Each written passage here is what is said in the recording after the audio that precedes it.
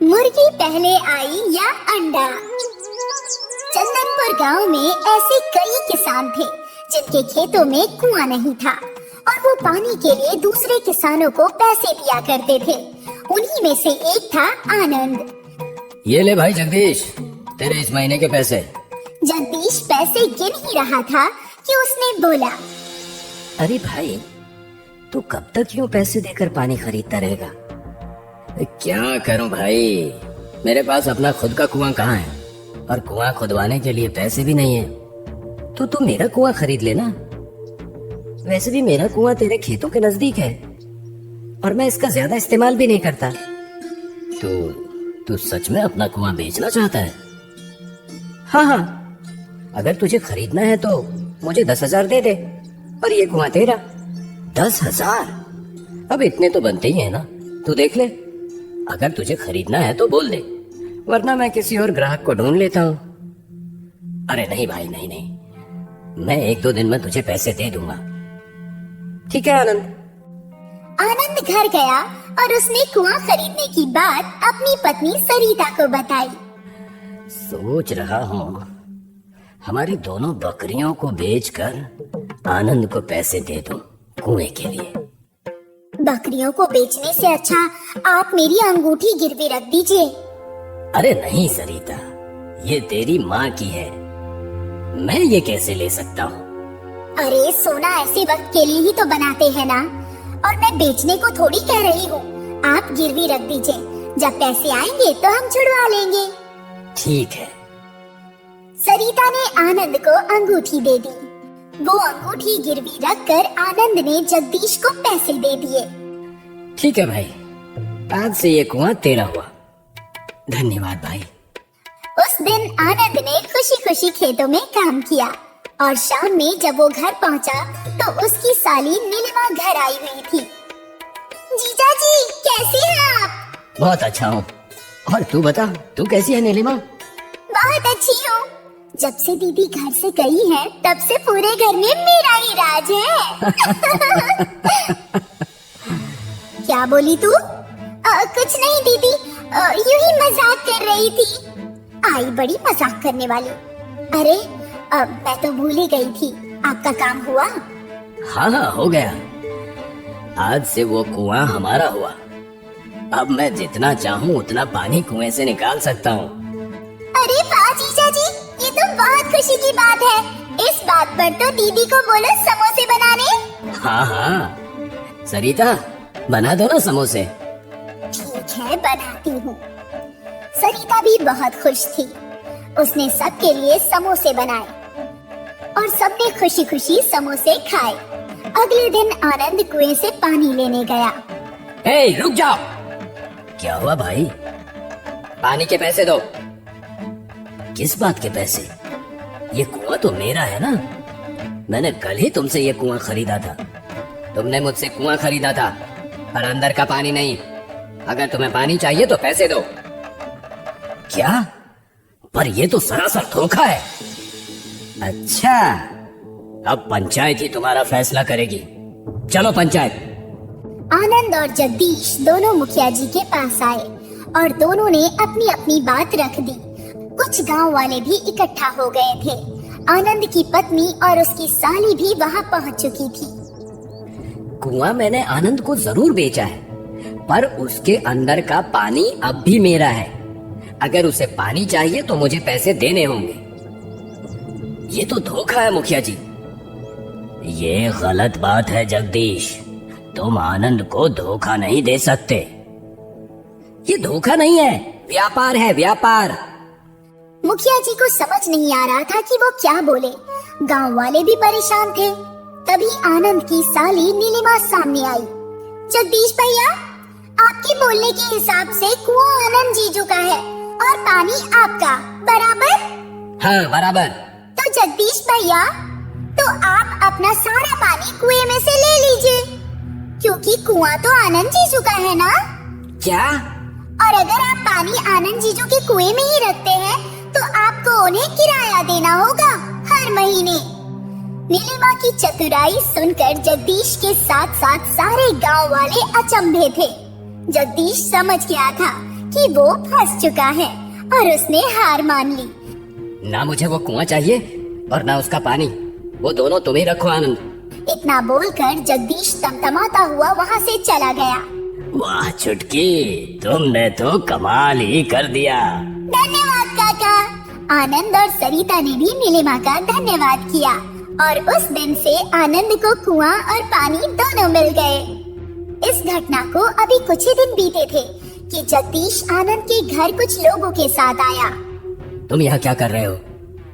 अरे जो हुआ उसे भूल जाओ। आज मैं यहाँ एक शुभ कार्य के लिए आया हूँ। कैसा शुभ कार्य? ये मेरे साथ जो है वो है पंडित त्यागी जी।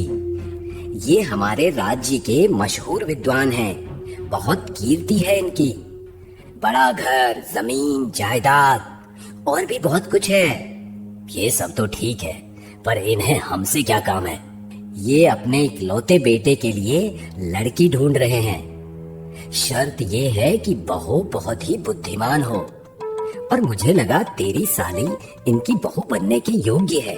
रिश्ते की बात सुनकर आनंद और सरिता के चेहरे पर मुस्कान आ गई, पर नीलिमा समझ चुकी थी कि दाल में कुछ काला है।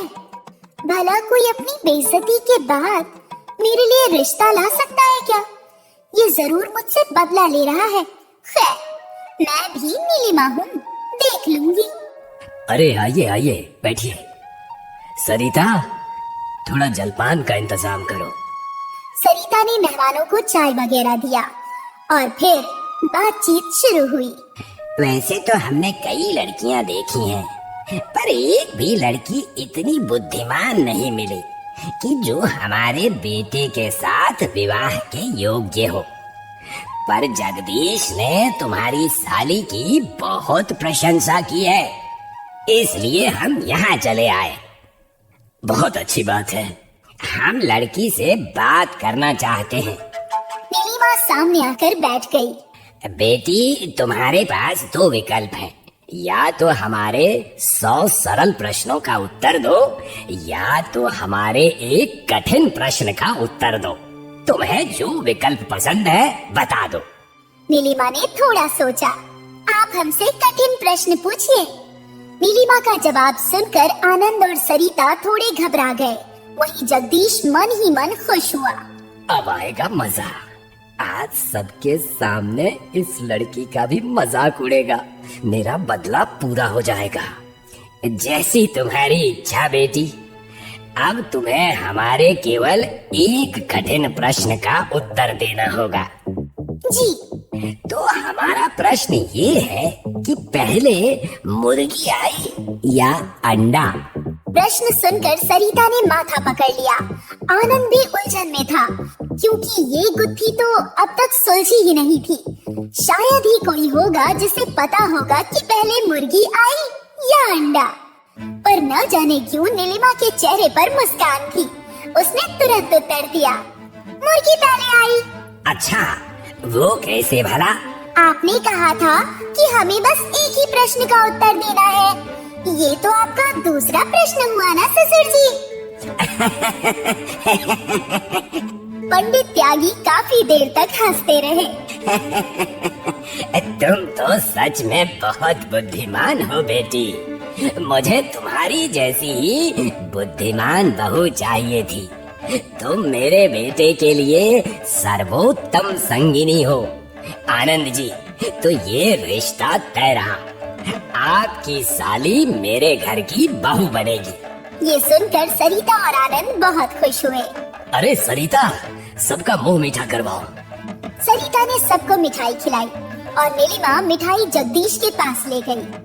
लीजिए जगदीश भैया, आपके मंसूबों पर तो पानी फिर गया। कम से कम मिठाई खाकर ही अपना मन बहला लीजिए। जगदीश ने जबरदस्ती मिठाई उठाई और न चाहते हुए भी मुस्कुराते हुए मिठाई खाई। जगदीश जल भुन रहा था। उसके बदले का सपना सपना ही रह गया। कुछ महीनों बाद नीलिमा की शादी पंडित त्यागी के बेटे से हो गई और अब वो अपने बड़े से घर में रानी की तरह रहती थी। अब जब जगदीश उसे देखता था तो वो खुद को कोसता था, पर अब उसमें वो हिम्मत नहीं थी कि वो नीलिमा से अपनी बेइज्जती का बदला ले सके। 2 बार मुंह की जो खा चुका था। नीलिमा थी तो बहुत बुद्धिमान और उसने बुद्धिमानी से अपनी जिंदगी संवार दी। बुढ़िया बनी ज्योतिषी। गांव में सबसे चालाक अगर कोई है तो वो हंसाबेन है। हंसाबेन के बाल उन्होंने धूप में सफेद नहीं किए। हंसाबेन को अच्छे से पता था कब किसका कैसे फायदा उठाना है। एक दिन की बात है, हंसाबेन नदी के रास्ते से गुजर रही थी। तभी उनका ध्यान भीकू पर गया। भीकू नदी में पत्थर फेंक रहा था। क्या हुआ रे भीकू, तू यहाँ क्यों बैठा है? अब क्या बताऊं हंसा दादी, कल ही जेल से छूटा हूँ। ये नया इंस्पेक्टर बहुत कड़क है। बोल रहा था अगर उसने अगली बार मुझे चोरी करते हुए पकड़ा तो 3 साल के लिए जेल में डाल देगा। कैसा जमाना आ गया है दादी। अब भला चोर चोरी ना करे तो क्या करे? तेरा भी सही है, लेकिन तू कोई काम क्यों नहीं ढूंढ लेता? कोशिश की थी दादी, पर जहाँ भी काम करता हूँ अपनी इस चोरी की आदत की वजह से कुछ ना कुछ चुरा लेता हूँ और फिर लोग मुझे मार कर भगा देते हैं। अरे रे रे रे, बहुत बुरा हुआ तेरे साथ। अब तू क्या करेगा? क्या करूं? अब मेरे पास मरने के सिवा कोई रास्ता नहीं बचा है दादी। अरे रे रे रे, ऐसा कुछ मत बोल। मैं हूँ ना, तू मेरे लिए काम कर। सच्ची? आप मुझे काम देंगी? हाँ, और हम दोनों अमीर बन जाएंगे। वो कैसे दादी? हंसाबेन ने भीकू के कान में अपनी योजना बताई। अरे वाह वाह दादी, आप तो कमाल हो। इससे तो हम दोनों का काम हो जाएगा दादी। मैंने कहा था ना। ठीक है, अब जा और कल सुबह अपना भेष बदल कर मेरे घर आ जाना। हाँ हाँ दादी, आ जाऊंगा ना। अगली सुबह हंसाबेन साध्वी की साड़ी पहनकर तैयार बैठी थी। उन्होंने अपनी पुरानी कुछ कौड़ियां निकाल रखी थी। तभी भीकू भगवे कपड़े पहनकर उनके घर आया। प्रणाम हंसा दादी। ज्योतिषी हंसा बोल। अब मुझसे भूल हो गई। प्रणाम ज्योतिषी हंसा दादी, आज्ञा दीजिए, मुझे क्या करना है? यहाँ हंसाबेन ने भीकू के कान में कुछ कहा और भीकू दौड़कर चला गया। कुछ देर बाद भीकू लौटा। मैंने सब कुछ छुपा दिया। वाह, अब आएगा ना मजा। अब क्या करना होगा? कुछ नहीं, इंतजार कर। कुछ घंटों बाद हंसाबेन अपने शिष्य के साथ गांव में घूमने निकली। ये क्या रूप बना लिया है हंसा का की? अरे अज्ञानी, बहुत महान है ये ज्योतिषी हंसा। ऐसा क्या महान काम किया है इन्होंने? अरे अज्ञानी, तू नहीं जानता ज्योतिषी हंसा की शक्तियों के बारे में। बहुत महान है ये। अभी कल ही भारत के प्रधानमंत्री की पसंदीदा पेन खो गई थी। ज्योतिषी हंसा ने अपने कौड़ियों से उस पेन का पता लगाया और आज प्रधानमंत्री उसी पेन से विदेशी डील साइन कर रहे हैं। क्या सच में?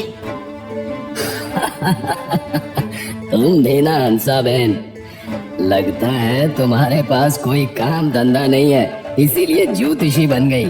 तुमसे खुद की गई ढूंढी नहीं जाती और तुम प्रधानमंत्री की पेन ढूंढोगी।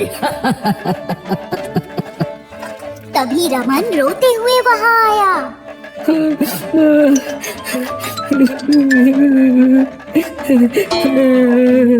क्या हुआ रमन, तू रो क्यों रहा है?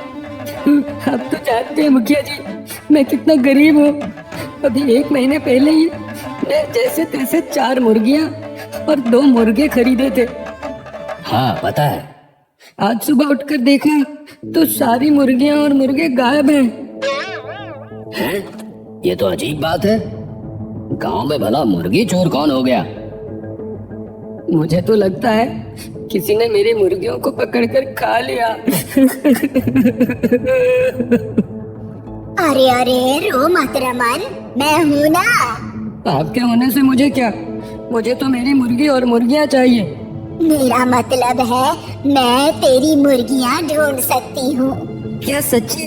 हाँ, हंसाबेन ने जमीन पर लकड़ी से एक तारा बनाया और फिर अपनी कौड़ियों को फेंका।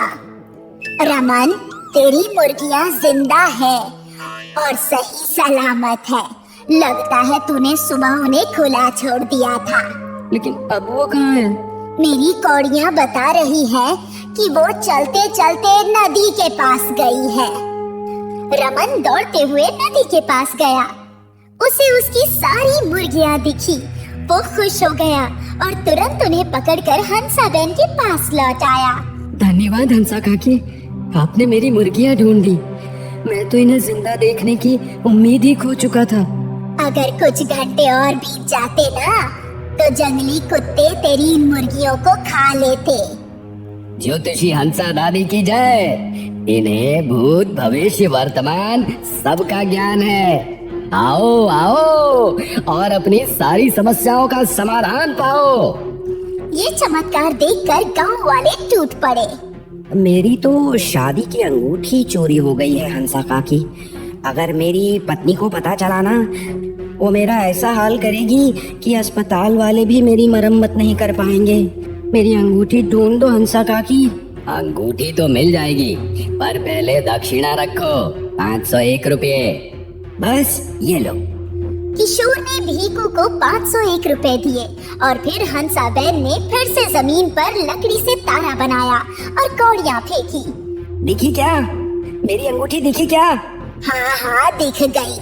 तुम्हारे बिस्तर के बगल में एक अलमारी है ना? हाँ हाँ, उस अलमारी में सामने ही रखी है। अभी देखता हूँ। किशोर दौड़ते हुए घर गया और अलमारी से अंगूठी लेकर वापस लौटा। वाह हंसाबेन, आप तो महान है। महान ज्योतिषी हंसाबेन की जय। फिर क्या, हंसाबेन के घर के बाहर दरबार लग गया। हंसाबेन हर किसी को उनकी खोई हुई चीजें ढूंढ कर देने लगी और लोग बार बार उन्हें पैसे देने लगे। पर ये बात हंसाबेन की बहन विमला को हजम नहीं हो रही थी। दीदी ने ज्योतिषी कहाँ से सीखी? इन्हें तो ठीक से गणित तक नहीं आती। ज्योतिषी कैसे आएगी? जरूर दाल में कुछ काला है। मुझे सच का पता लगाना ही होगा। विमला बहन हंसाबेन पर नजर रखने लगी और विमला बहन ने देखा कि हंसाबेन भीकू के कान में कुछ बोलती थी और फिर भीकू दौड़ कर जाता था। विमला बहन ने देखा कि भीकू ने मुखिया जी के घर से उनकी घड़ी चुरा ली और फिर उस घड़ी को विमला बहन के घर में छुपा दिया। अच्छा, तो मुझे फंसाना चाहती हो? आज तो मैं आपको सबक सिखा कर ही रहूंगी। विमला बहन ने वो घड़ी उठाई और जब हंसाबेन सो रही थी तो उस घड़ी को उनकी बैठक के नीचे छुपा दिया। अगली सुबह मुखिया जी रोते हुए हंसाबेन के पास आए।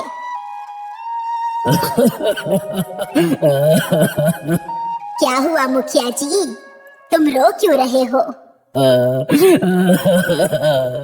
हंसा काकी, मेरे पिताजी की घड़ी मेरे खानदान की निशानी चोरी हो गई।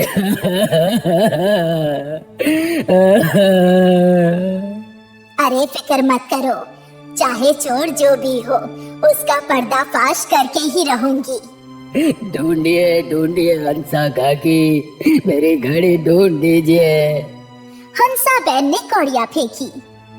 तुम्हारा अंदाजा सही था, तुम्हारी घड़ी चोरी ही हुई है। कौन है चोर? बताइए, आज उसे इस गांव से निकाल बाहर फेंकूंगा। हंसाबेन ने सामने इशारा किया। चोर कोई और नहीं बल्कि मेरी बहन विमला है। क्या? और तुम्हारी घड़ी उसकी पलंग के पास है। जाओ खुद अपनी आंखों से देखो। मुखिया जी अपनी खानदानी घड़ी को खोजने लगे। पलंग के पास, अलमारी में, पलंग के नीचे, उन्होंने सारा घर खोज लिया पर उनकी घड़ी उन्हें नहीं मिली। इसीलिए वो हंसाबेन के पास वापस लौटे। मेरी घड़ी वहाँ नहीं है, आपने गलत बताया और बेफिजूल में ही मैंने विमला काकी पर शक किया। ऐसा कैसे हो सकता है? क्षमा कर दीजिए विमला काकी, हंसा काकी की बातों में आकर मैंने आप पर शक किया। कोई बात नहीं मुखिया जी, वैसे मुझे भी ज्योतिषी विद्या आती है, वो भी दीदी से अच्छी। मैं आपकी घड़ी जरूर ढूंढ निकालूंगी। सच्ची? हाँ, विमला बहन ने जमीन पर पड़ी कौड़ियां उठाई और कुछ गणित किया। आपकी घड़ी तो इसी घर में है। इसी घर में? कहाँ? दीदी जहाँ बैठी है उस बैठक के नीचे। मुखिया जी ने बैठक के नीचे देखा तो उन्हें वहाँ वो घड़ी मिली। तो मतलब दीदी ही चोर है ना? नहीं नहीं, मैंने कोई चोरी नहीं की। अरे ये जरूर विमला की चाल है मुझे फंसाने की। हाँ दीदी बिल्कुल सही, जैसे आपने चाल चली थी मुझे फंसाने की। विमला बहन ने भीखू की दाढ़ी खींची और गांव वाले दंग रह गए। ये तो भीखू है चोर। हाँ, और ये है चोरों की रानी। हंसा दीदी भीखू को सामान चुराने बोलती थी और खुद ही उसका पता बताकर गांव वालों से पैसे लूट रही थी। क्या? हंसा काकी, हमने आपसे ऐसी उम्मीद नहीं की थी। आपको इसी वक्त गांव छोड़कर जाना होगा। नहीं ऐसा मत बोलो, जरा मेरी उम्र का तो लिहाज करो। इस उम्र में मैं कहाँ जाऊंगी, मुझे माफ कर दो। मैं वादा करती हूँ कि आगे से ऐसा कुछ नहीं करूंगी। अगर आगे से आपने ऐसा कुछ किया तो मैं धक्के मार कर आपको इस गांव से बाहर निकाल दूंगा। जाने दीजिए मुखिया जी, जैसी भी है पर है तो मेरी बहन ही ना। इसके साथ कुछ बुरा हो मैं भला कैसे देख सकती हूँ। हंसा बहन विमला बहन को मन ही मन कोस रही थी, पर इससे ज्यादा वो कर भी क्या सकती थी। भले ही हंसा बहन आगे चोरी ना करे, पर उनका खुराफाती दिमाग कोई ना कोई नई गड़बड़ जरूर करेगा।